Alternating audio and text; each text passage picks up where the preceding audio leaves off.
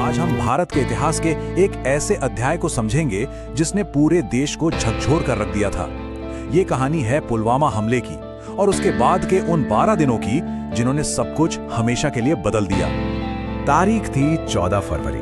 जी हाँ, वही तारीख जिसे दुनिया प्यार के दिन के तौर पर मनाती है, लेकिन हमारे लिए, भारत के लिए ये तारीख एक ऐसे जख्म की याद दिलाती है जो शायद कभी नहीं भरेगा।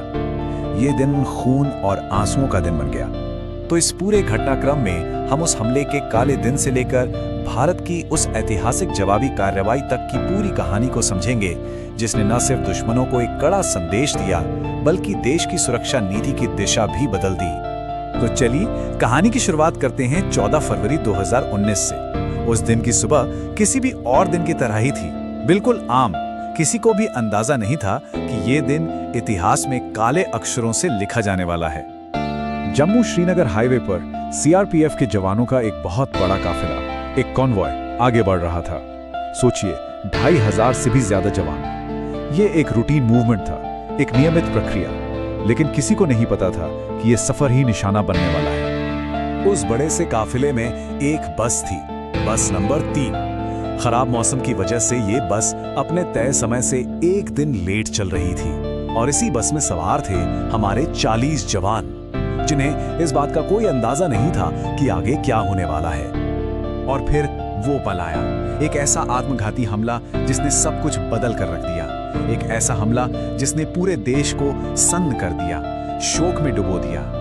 जरा इस मंजर की कल्पना कीजिए। एक तरफ हमारे जवानों से भरी एक सामान्य सी बस और दूसरी तरफ मौत बनकर आ रही एक सफेद स्कॉर्पियो कार। इस कार में 80 किलो RDX था, 80 किलो, और इसे चला रहा था एक 22 साल का आत्मघाती हमलावर, आदिल अहमद डार।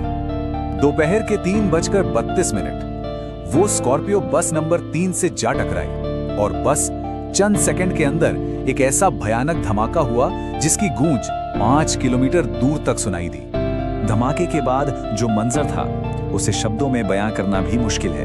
वो तबाही, वो पीड़ा जो आतंक ने हमें दी, वो कैसी थी। 40 ये सिर्फ एक नंबर नहीं है, ये 40 जिंदगियां थी, 40 जवान जो उस दिन शहीद हो गए। सोचिए उस मंजर के बारे में, जहां बचे हुए जवान अपने साथियों को पुकार रहे थे, भाई उठो, कोई तो जवाब दो।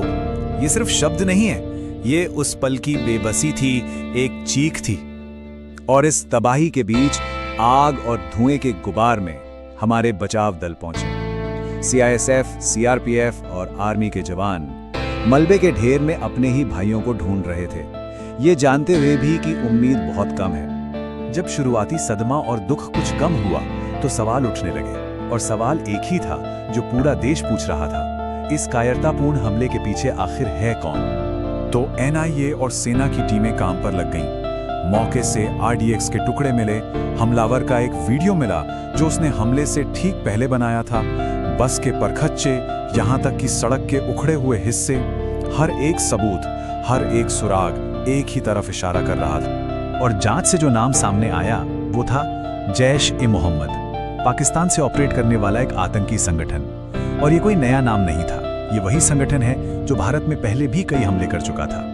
अब तक जो दुख था वो गुस्से में बदल रहा था।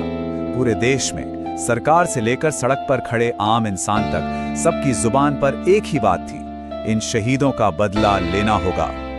और अब वो वक्त आ गया था जिसका इंतजार पूरा देश कर रहा था, जवाब देने का वक्त, बदले का वक्त, क्योंकि ये साफ हो चुका था कि भारत अब चुप नहीं बैठेगा। 14 फरवरी को हमला हुआ और ठीक 12 दिन बाद 26 फरवरी को भारत ने जवाब दिया। सिर्फ 12 दिनों के अंदर भारत ने एक ऐसा कदम उठाया जिसने हमेशा के लिए सब कुछ बदल दिया।